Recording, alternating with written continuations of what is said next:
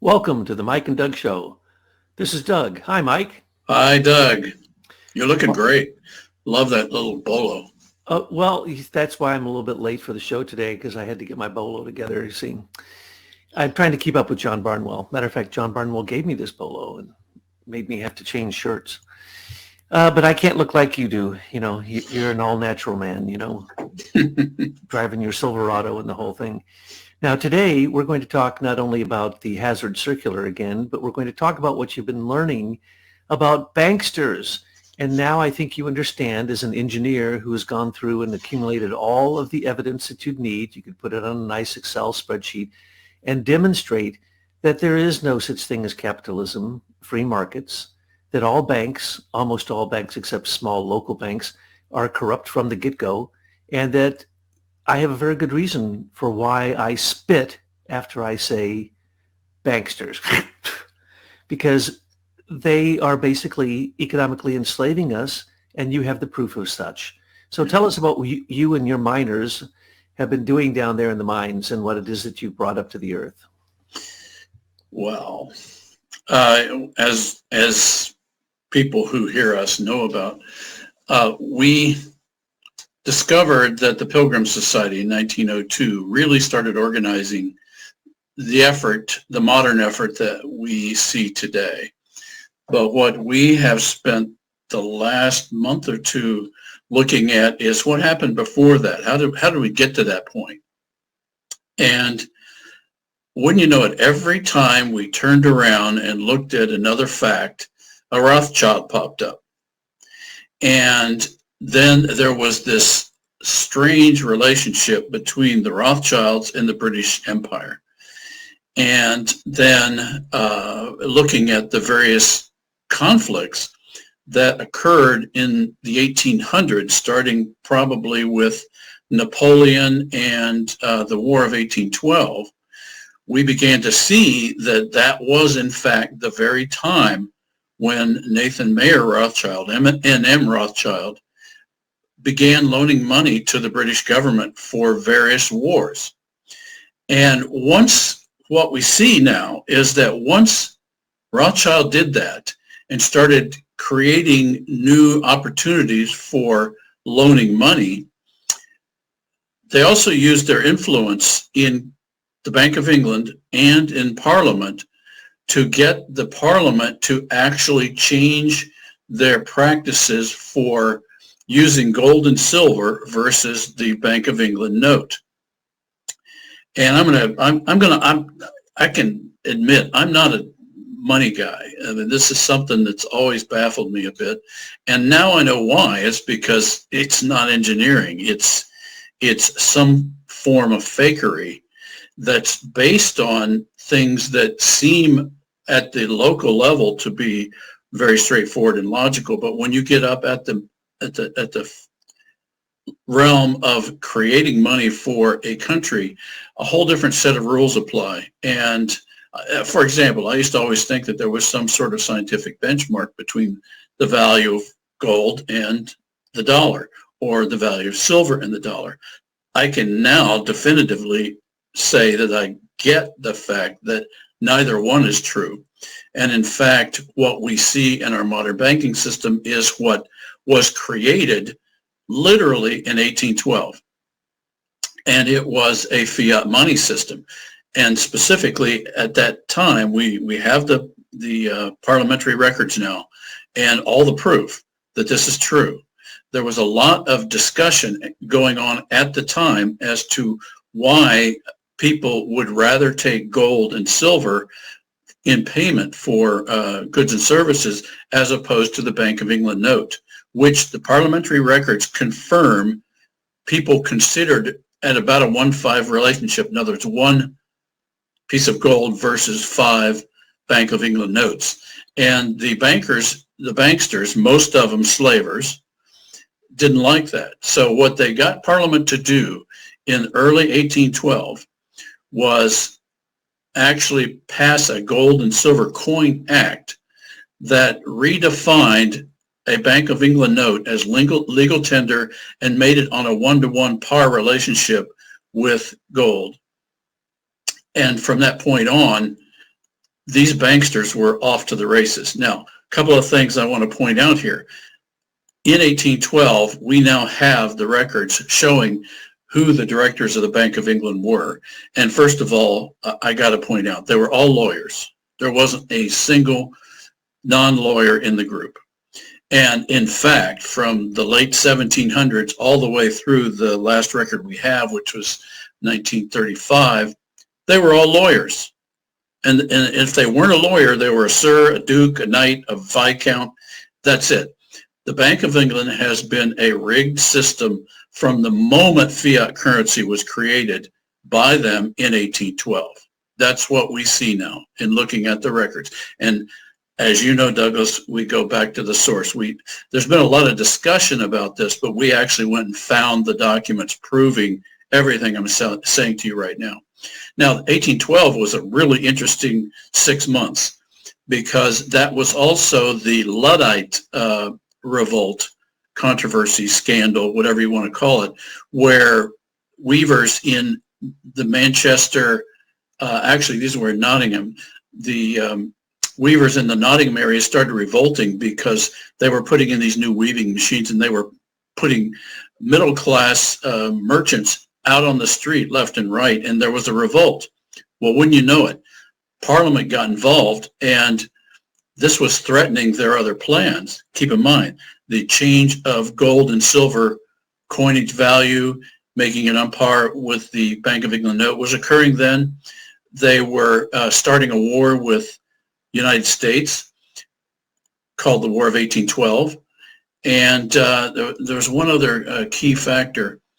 So there was a lot of reason for these slave owners to suppress the Luddites, which they did in a month, 6 weeks. They went from discussing the problem to passing a law and actually making it a death penalty for the organizers of the Luddites to continue to operate. So obviously they were protecting something, and it wasn't people. And what we see now, it was slavery, and it was their financing opportunity, because this was also the time at which Rothschild had loaned money to the British Army for fighting Napoleon, but also loaned money to the army to fight in the United States. So this was the Rothschilds from the beginning. The foundation of their modern banking operation was anti-American. And what we can now see going through history, through the decades after that, right up to today, they've always been anti-American.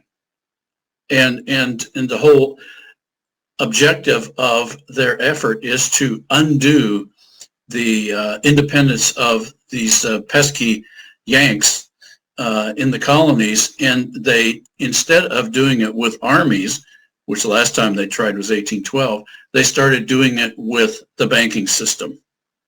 And what they began pushing on America was the First National Bank of America, the Second National Bank of America, and that takes us right up to about the time of the Civil War. Now, we had to stop on the Civil War because as we began to see all of this effort that was being made to pull America into a conflict, we see from the records that England was in fact on the side of the South. And why? Because they wanted to push the Dutch out of the cotton fields in southern part of the United States so that they could get high quality cotton for their mills in Nottingham and Manchester. So we've never had a friend in Britain. Now, we're not talking about the British people. We're talking about these aristocrats who have a very dim view of humanity and see only one thing, and that's conquest, slavery, and domination of the planet. And that's something that they haven't changed. So what we see in what Abraham Lincoln instituted was something called the greenbacks. And the greenbacks were going to be a way to finance the war after he had gone cap in hand to American bankers and British and European bankers and was being was going to be charged 35% interest for any money that he borrowed. Now that's on the record, 35% interest.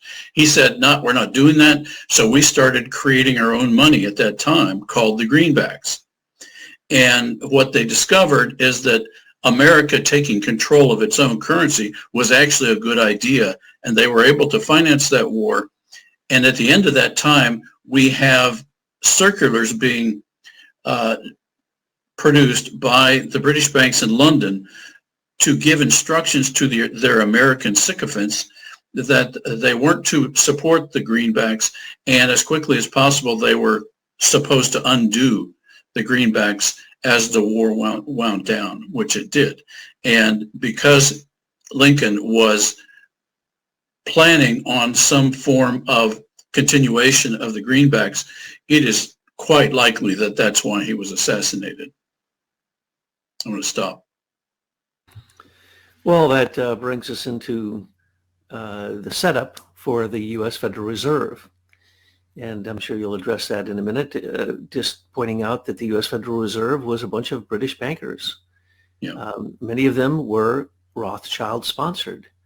And when you talk about the Napoleonic Wars, that's where the Rothschilds used their carrier pigeon intelligence network to be able to know which way the battle would go, who would win, who would lose, and then that would determine the markets. It would determine literally the price of currency, the price of gold and silver, and interest rates between banks, which the Rothschilds have been setting for a long, long time. They only in the recent history did they let go of that privilege of being able to determine what the price of gold and silver will be as a spot price. In other words, what you can buy and sell it for in a day, which basically means as long as you had a gold and silver backed currency, you controlled all economics because they could raise it or lower it upon a whim. As we know now, the two of the largest banks in America have been using silver to basically manipulate the derivatives market for years and years and years. When they were investigated after a 4-year investigation, they pulled the ace out of their sleeve and said, oh, the U.S. Treasury told us to do it. The U.S. Treasury admitted, yes, we allowed them to do that. We have a thing called the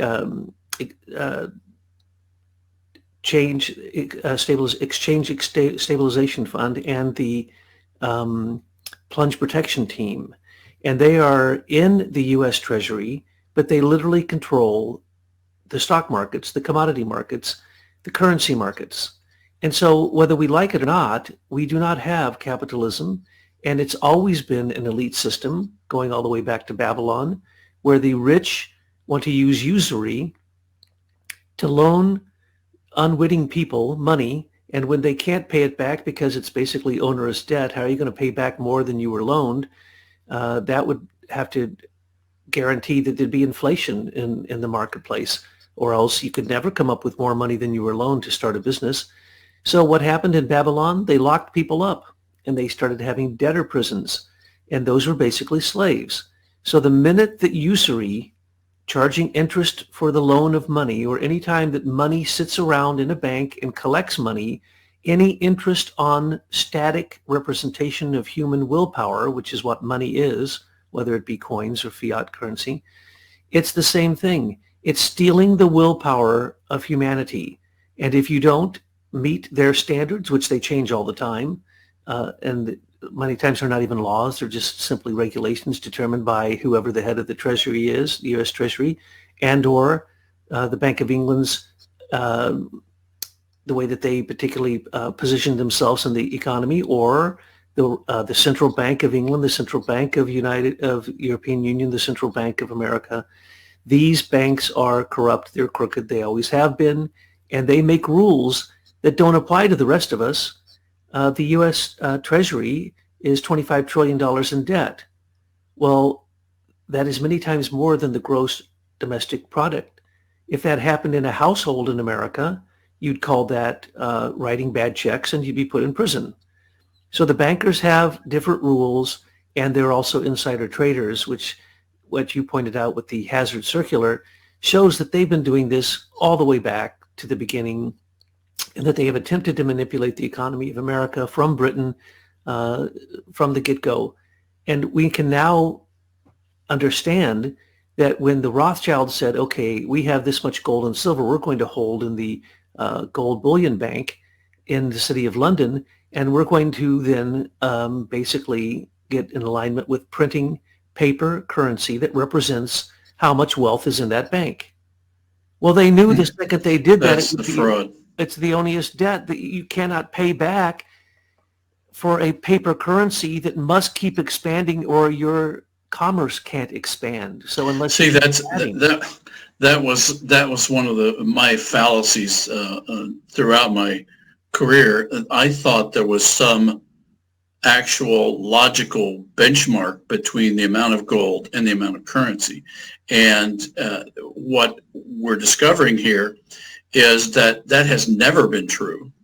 And at the moment that they passed that Gold and Silver Coin Act in 1812, they were essentially codifying a scam on the average person who would not be able to understand what they were doing.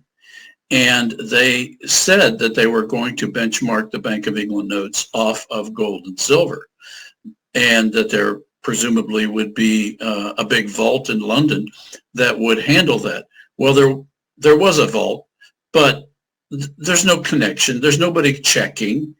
They're just creating money, and they create as much money as they can till they get too much inflation, and then they do some corrective action, or they create a war, because wars were great for them for creating new economy, and therefore they need more notes. Their logic is they need more notes circulating so that people can pay for the goods and services to supply the war effort.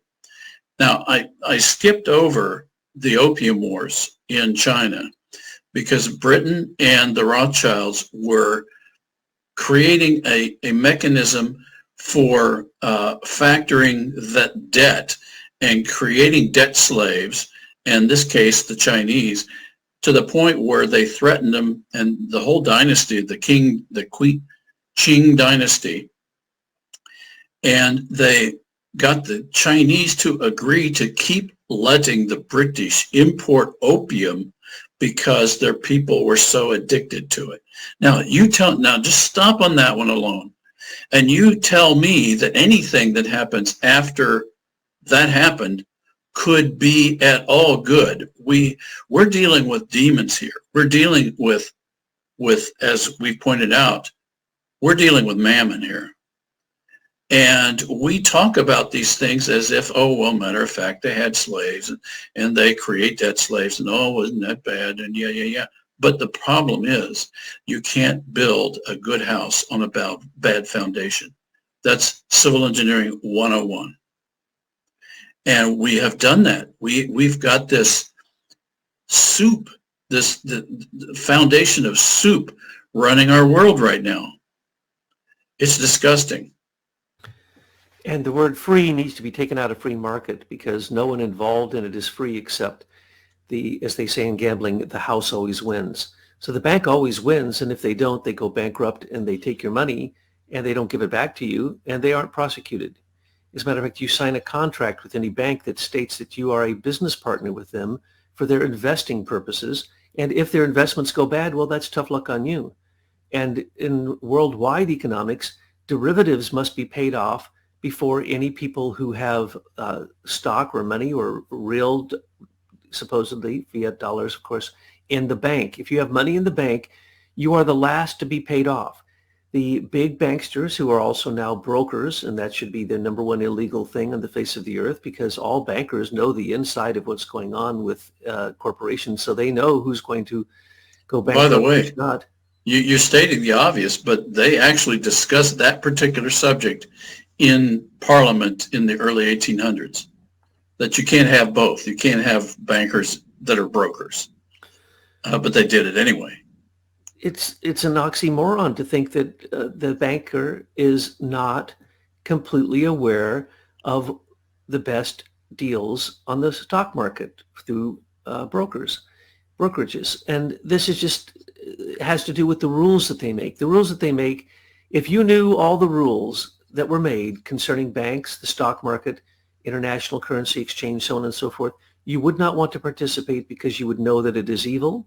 Mhm. It's as evil as the following. When the Rothschild said, here is enough gold to back up the fiat currency for the sterling pound in England, have they ever added any gold to that? No, they haven't added a single bit.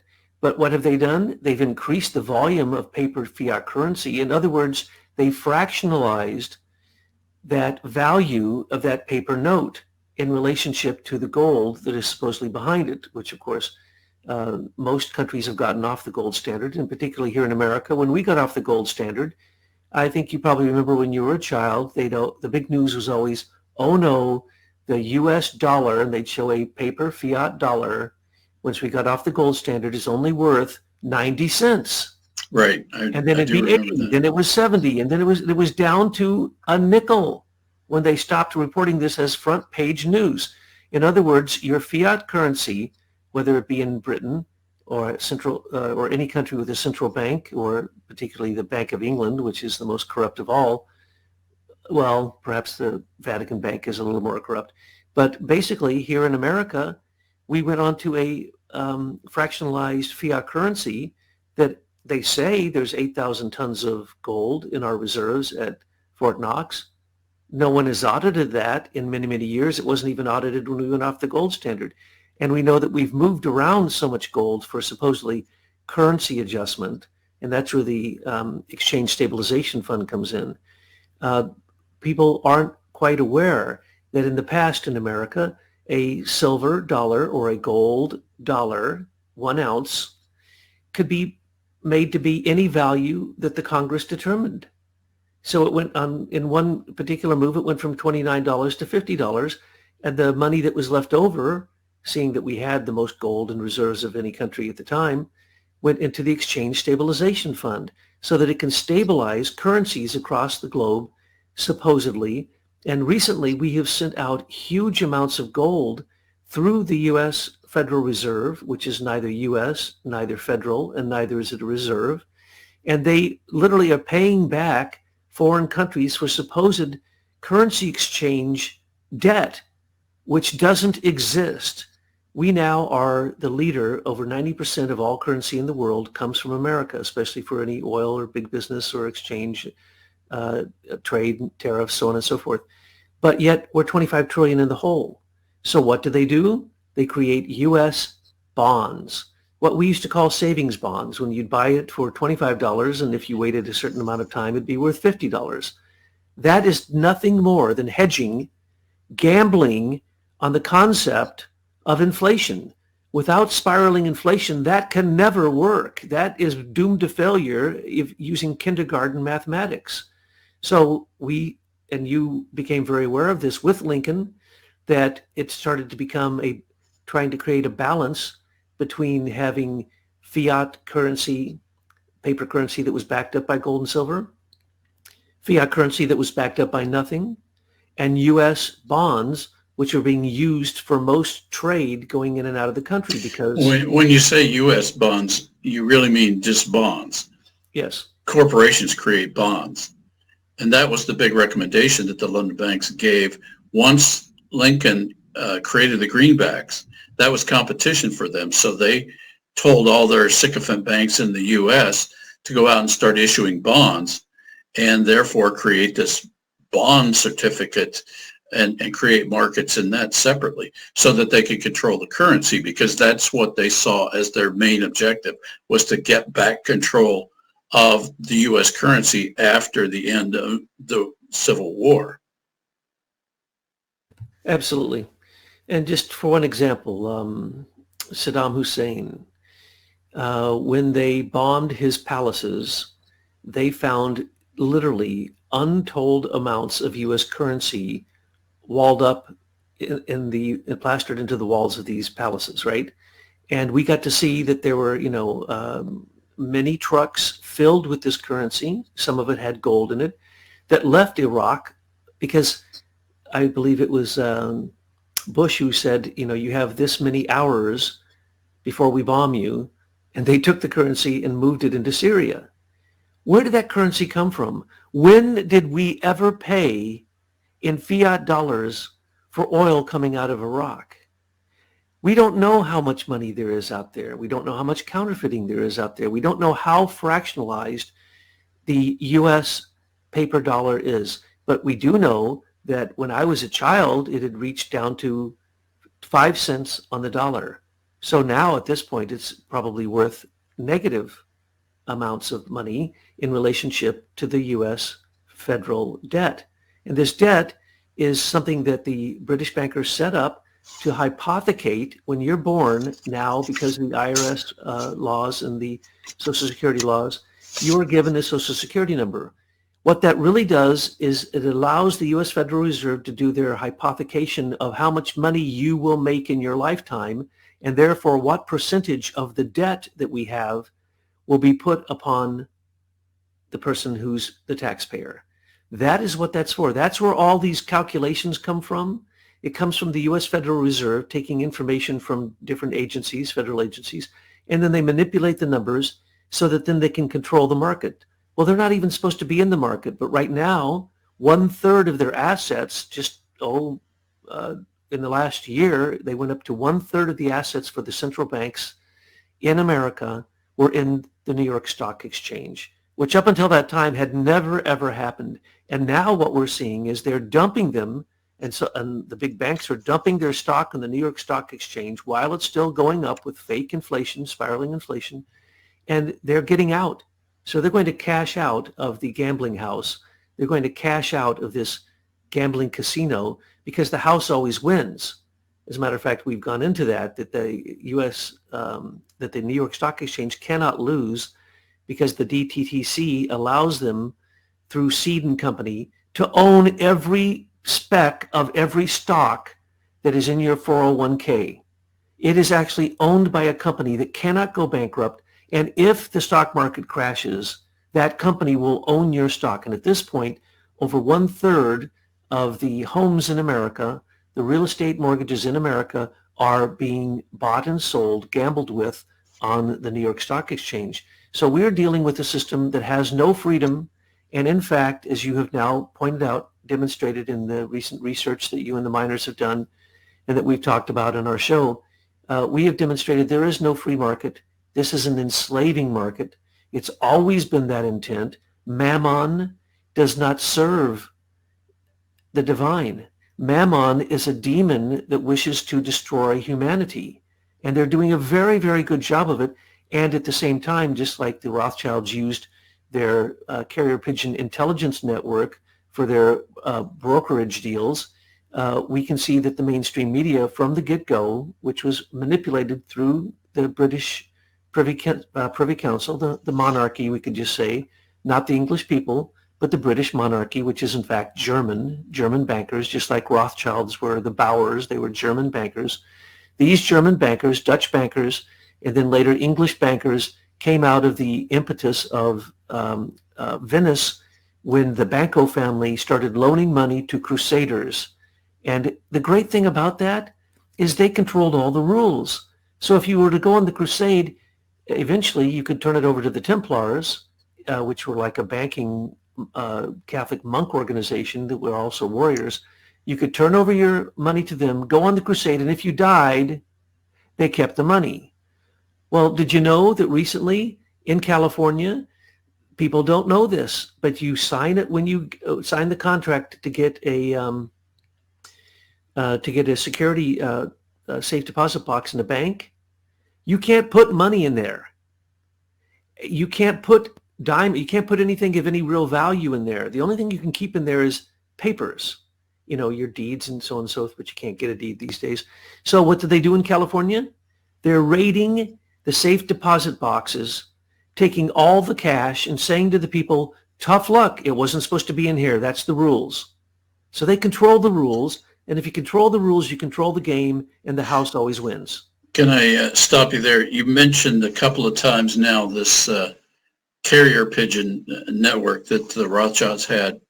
And that sounds weird, but when you think about it in terms of communication, what we're saying there is that these bankers learned a long time ago, if they had intelligence that something was going to happen or not happen that could affect their investments. If they had that in advance, they could take advantage of the situation and they could make sure that they profited and other people did not. And so what you were saying there is that during the Napoleonic Wars, they used carrier pigeons because that was faster than riding in a carriage and in a ship. Well, what we need to think about is going forward, that same priority has not changed. So what they did is they invested in the carrier pigeon. That's confirmed. We found the documents proving that. And then what they started doing was looking at the next development and the next development of communications. And so once land telegraphy started, Morse code, the Rothschilds were all over that, and they were implementing those systems in their banks across Europe to make sure that their banks got the information first. And so they have always invested in controlling communications, anything that was faster than a human being could fly or walk. I guess not back then, you didn't fly, but walk or ride a horse or carriage or whatever. And then, of course, the telegraphy was around until the late 1800s, at which time, by the way, telegraphy was actually quite advanced. And what we're seeing in the newspapers of the mid-1800s is a remarkable amount of uniformity of message across all newspapers, who would then take the telegraph message from Associated Press or Reuters and repeat it in their local newspapers. So what they learned early on is that if they controlled intelligence, then through the communication system, they could maintain their profits forever. And in fact, they started learning they could make up stories and create markets, make them go up and down just based on stories. Nothing ever actually had to happen, and they could make money. So we need to think about communications, whether it's telegraphy, internet, telephone, whatever, as just another form of communications, which we can now see that the Rothschilds have set a high priority of controlling our entire lives and for the lives of our grandparents, our great-grandparents, our great-great-grandparents. And so, you know, that's how I got into this whole investigation, because they stole my invention of social networking. And what I realized is that that's just another technology that they knew they had to have in order to maintain this control and this intelligence network. So that explains in 1909, when they had the first Imperial Press Conference with the Pilgrim Society, they formed the Empire Press Union to continue to use the latest technologies to control intelligence, so much so that they gave their newspaper men to the British MI6, MI5, and GCHQ. And that was a part of this banking priority. That's what we got to realize. It's always been about the banks. And it's never not been about the banks. And what we see now is that they just got more, they had the same tactic. They just changed their procedures based on whatever the latest technology was. And it's never been different. It's the same right now, and we see the same Rothschilds involved. It's not just the Rothschilds, but what we can now see is that they, being this family that spread out across Europe in the early 1800s, had an insider's view of what was going on, and they made sure that they were always one step ahead.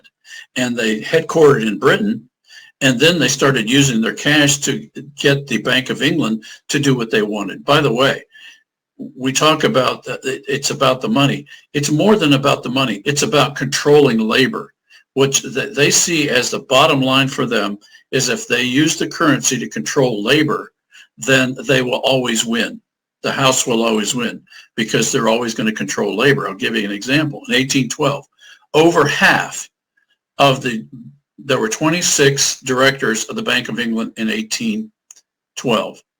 Over half of them were invested in a single company, and it was the East London Docks Company.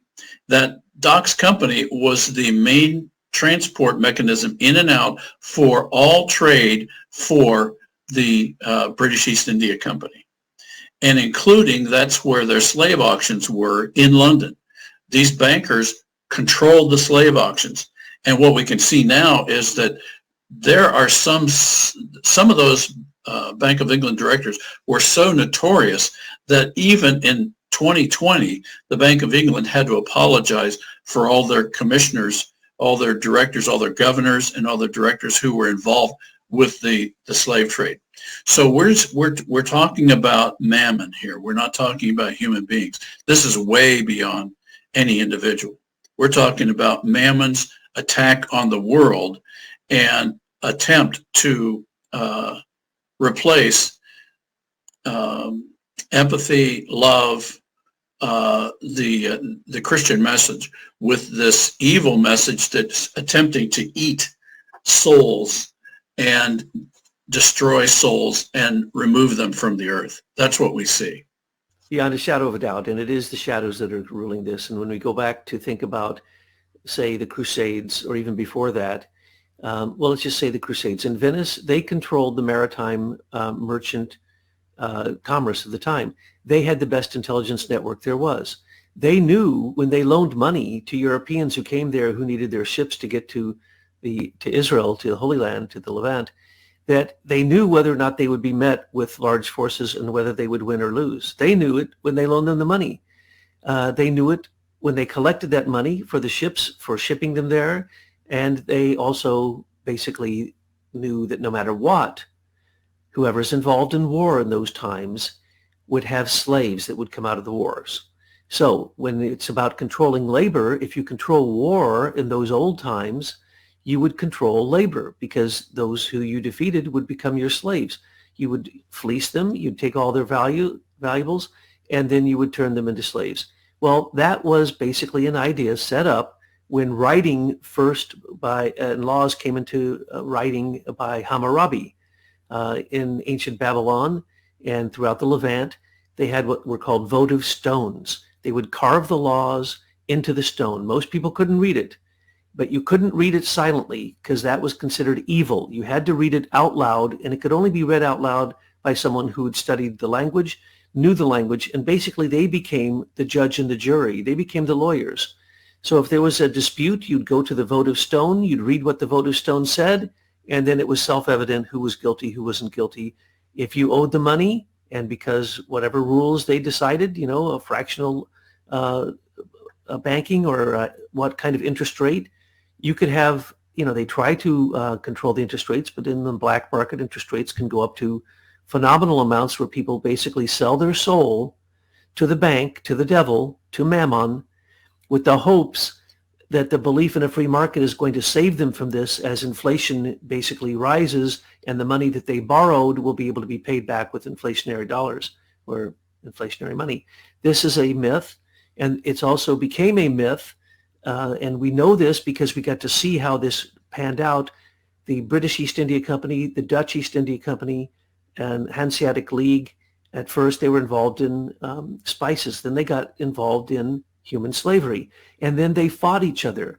There were battles between the Dutch East India Company and the British East India Company that rival any battle in any war between any nation. They were the most powerful maritime forces on the earth. And when they came to America, it was a battle between those two. And then the Spanish, the French wanted their piece of it. And without the French intervening, we wouldn't have won the Revolutionary War. So from the beginning, it is about taking away your freedoms, either by killing you, and they have no problem killing people. Banksters loan money to kill people all the time. They're not sorry when they have to take the mortgage on your house, repossess your house, foreclose on your house. None of the banksters that I've ever seen have ever shed a tear for anyone in those conditions. So if you look at what they've done, they supposedly are making a consistent, law-abiding order of economy. And when you look closely, that's only true if the laws actually made any sense and they weren't evil, and if they weren't onerous debt, and if there wasn't usury that couldn't ever be paid back. They have forgotten, because the Jews were the ones even in Venice, in Milan, in Florence, and all the way up into Europe and into Germany and then into Britain and then into America. It was the Jews at first, in contradistinction to the Catholic Church, that could not loan money with an interest rate. They could not participate in usury. So the Vatican Bank used what they called their court Jews, and a Jew is a derogatory term. I don't like using it, but the other choices get you into all kinds of splitting of hairs. But they literally called the Rothschilds the court Jews. And as far as I know, from time immemorial, no one knows exactly when, certainly as soon as the Rothschilds changed their name from Bauer to Rothschild, moved to England, and they wanted to be, lords and knights and earls and all these aristocratic titles, they basically have been manipulating the monarchies because they are the court Jews. And they would loan money for what? For wars. 90% of the money loaned from banks to begin with in the initial days, especially from Venice on, were for wars, to kill people, Right. to enslave people, and to steal. And the banksters, if anyone thinks for a moment that those are good, honest, hardworking people, yes, some of your community banks are, some of the banks that do local work and don't get into the big aggregate banks. But those big aggregate banks keep changing their names all the time so that you won't remember which corporate dynasty they came out of. So when you say Chase Manhattan, well, you didn't say Rockefeller, but you should have. And when you said Chase, you didn't go back to J.P. Morgan, and you didn't go back to Pierpont, and you didn't go back to Warburg and Schiff and Schroeder and Rothschilds. But when you break it down, it is a small group of bankster families Right. that to this very day control the world. And all of them are members of the World Economic Forum, which should be closed down simply for insider trading. In the old days, it used to be the Vatican had the best intelligence network system because they had priests everywhere all the time reporting. And you didn't bother a priest when they were traveling from one place to the next. They didn't even carry a weapon. So they had the best and quickest intelligence system there was. And the Vatican then controlled, and controls still to this day, probably more land than anybody else in the world, and great wealth. And they inherited tremendous amounts of wealth through the Crusades and through the monarchy, divesting themselves of their power, becoming what's called the Black Monarchy, or monarchs who are no longer in power, but they still have tremendous influence, tremendous wealth, and the Vatican set the tone for that. And then came the Knights of Malta. It was the Templars for a while. They got destroyed. Then the Knights of Malta came, and then the British got jealous of that and started their own Knights of Malta. The Knights of Malta is an insider trading group of the richest people in the world, just like the Pilgrims are the same, and they get together and they share information of what they intend to do next, and that is what controls, supposedly, the free market capitalism throughout the world, which we have already demonstrated that doesn't exist. Let me read you a letter that Lincoln wrote to a friend of his, a longtime colleague, Colonel William F. Elkins. He said, as a result of the war, corporations have been enthroned. By the way, this was in 1864, November 21st. As a result of the war, corporations have been enthroned, and an era of corruption in high places will follow.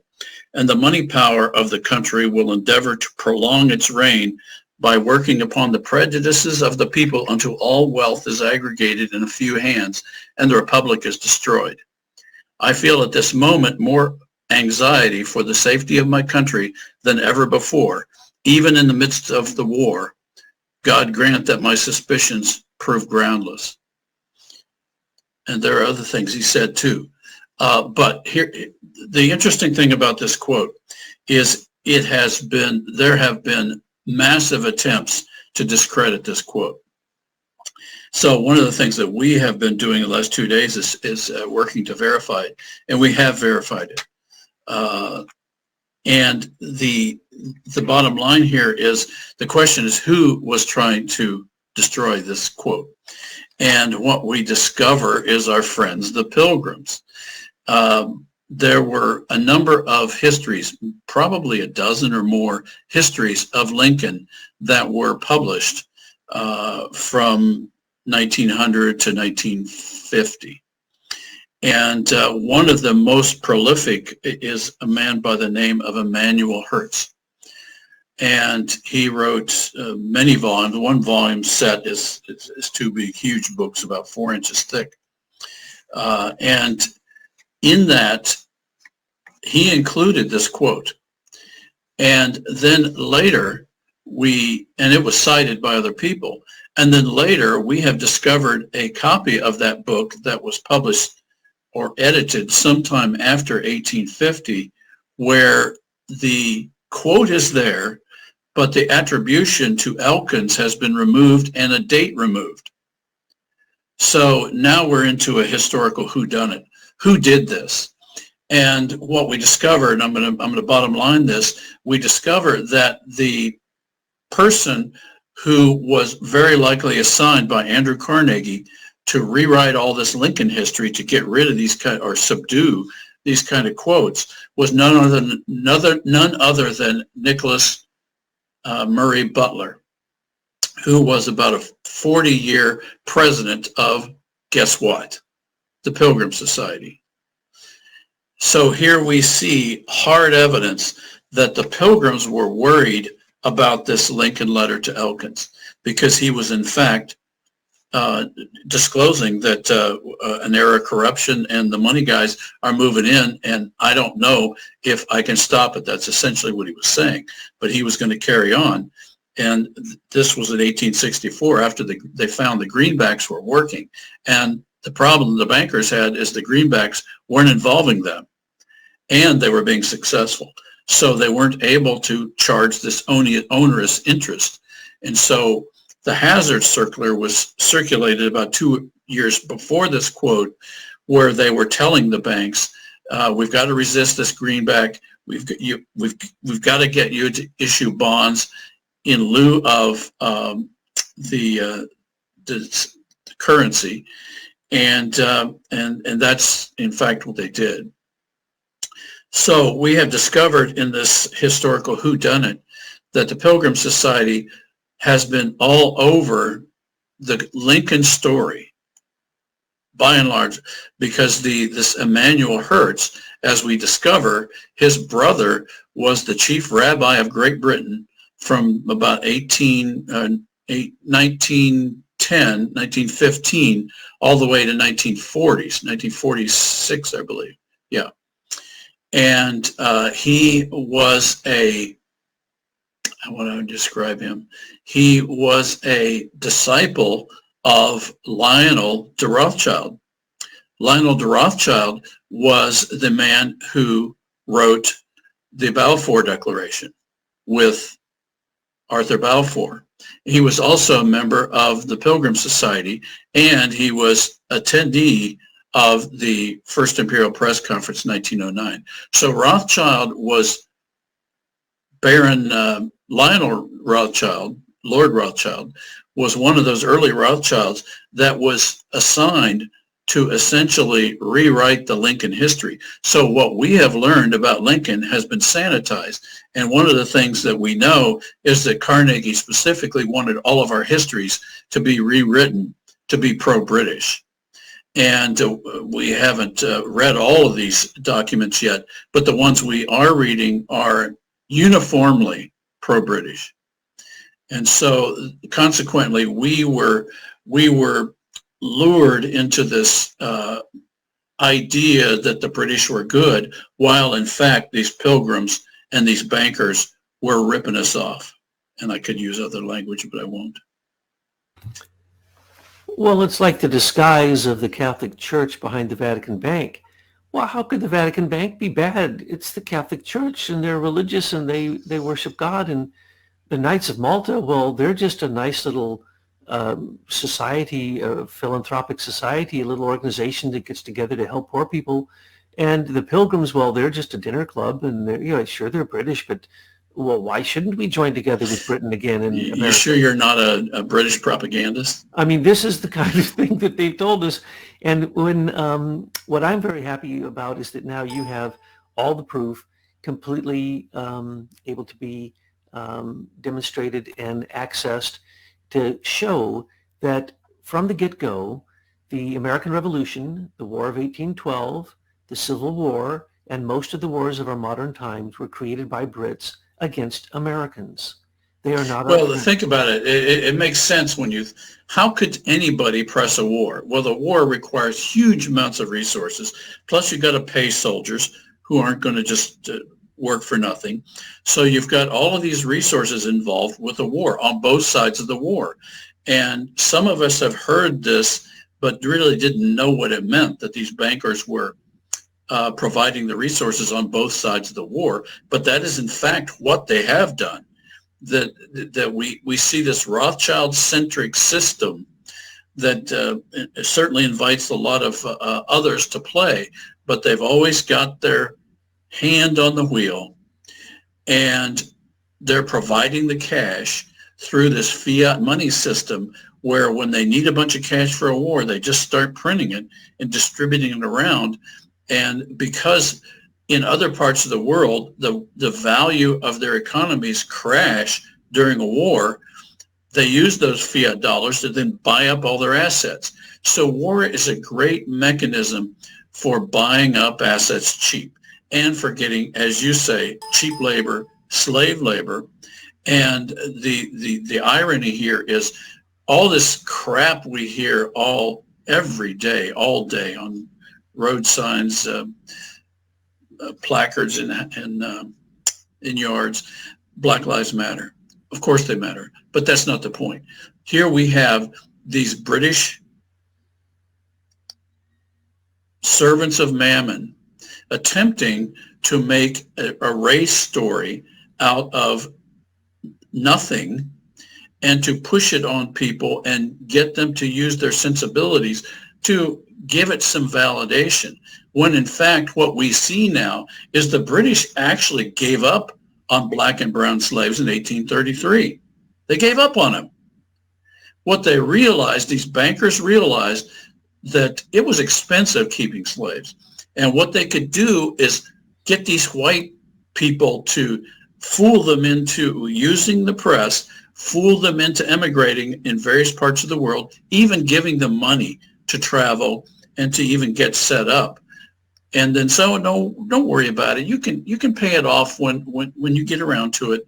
And in fact, they never could. And therefore, once you got a debt slave, you got a slave that was in every way actually more effective than the old slave plantations, because you didn't have to care and feed them. They took care of themselves. And so whites, blacks, red, brown, yellow, we were all slaves. We're all slaves to this system. And part of that system is they took over the communications systems worldwide. They used them for spying, but more specifically, they used that spying intelligence to further play the banking game. That's what we've got here. I think we've got to completely think that the existing banking system has got to be taken down and replaced with some form of competitive banking system that is tied to some way of holding them accountable, and then not letting these attorneys and accountants run our lives any longer. Absolutely, because these attorneys create laws that have loopholes that they take advantage of. This is famously the way that Washington, D.C. runs. They make their money yearly upon the new loopholes and the new laws that no one knows about except the lawyers who told the lobbyists to build the loopholes in. And what was going on with Abraham Lincoln, it's hard for us to believe that the Brits and the British monarchy created the War of 1812, tried to burn down America, and then later, through the Civil War, again tried to annihilate America. And so Abraham Lincoln, he stuck his neck way out to say, well, first off, we're going to create these greenbacks backed up by gold and silver. Then after that, he created just fiat currency, $400 million worth of it. And then after that, he started finding out that the real international manipulation is through bonds. So what happened?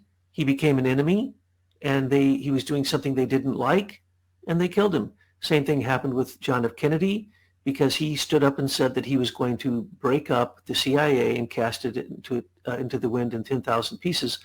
And that is nothing more than a corporate intelligence agency that Right. is not American. It simply defends the richest. And the richest in America now are not Americans necessarily. And certainly they aren't Americans in their heart, and they certainly don't believe in the U.S. Well, see, I Constitution. think that's why we see the alignment with CNN, ABC, NBC, MSNBC, is because those are all intelligence operations for the banks and or propaganda to create markets, as we have discussed. And so we have always thought of the CIA as some sort of separate mechanism. But if we rethink this, that it's all a tool of the banks to control currency and human labor, and recognize how sinful, how utterly sinful that whole activity is, and that, as you say, these people have no empathy. They don't care whether people die. They don't care whether people are healthy or not. If I hear again another encouragement for me to be healthy, I think I am going to puke. Yes, it's very, very sad. In Britain, of course, the Bank of England has the Queen's money in it, and the Queen is probably the richest person on the face of the earth. No one knows how much she has, but what she tells the public is complete big fat lies because of her offshore accounts aren't even taken into account in terms of her wealth. And so in England, it is illegal to ask about the Queen's business. Well, the Queen's business is in the Bank of England.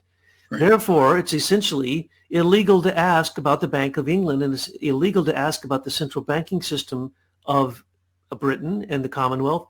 And that came to America, so that today, if you sat down with people and you said the things we're saying right here today, even if you showed them the proof, they would say you're a conspiracy theorist. It's a lie. It's not true. Because why? The truth is so shocking that when you're told it, you have no recourse, but that your brain becomes scrambled, and you'd rather go back to being complacent and saying, I'll believe the lies I've been told because it's more convenient for my emotional health and certainly for the logic of my brain. So unfortunately, that British system has come to America through the U.S. Federal Reserve, through the central bank system in America, through a fake economy, through the Serco and its investments, because they put a tax on everything, through the Crown agents, through the USAID. Everywhere you look, you're going to see the British, and the British have a tax, just as they had the stamp tax on us, the tea tax, the supposed straw that broke the camel's back that started the Revolutionary War.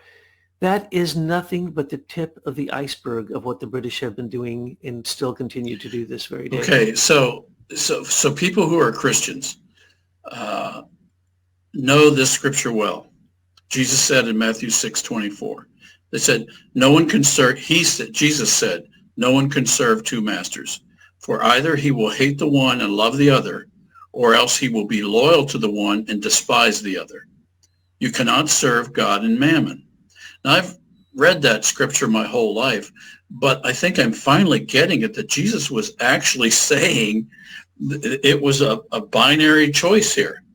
You're either going to serve God and have empathy for your fellow human beings and live by the golden rule, or you're going to serve mammon and you don't care what happens to your fellow human beings, your neighbors. What these guys have done is they have taken all the sensibilities of a Christian, somebody who does care, and they've turned those into propaganda mechanisms that flip it and make them look like the caring one.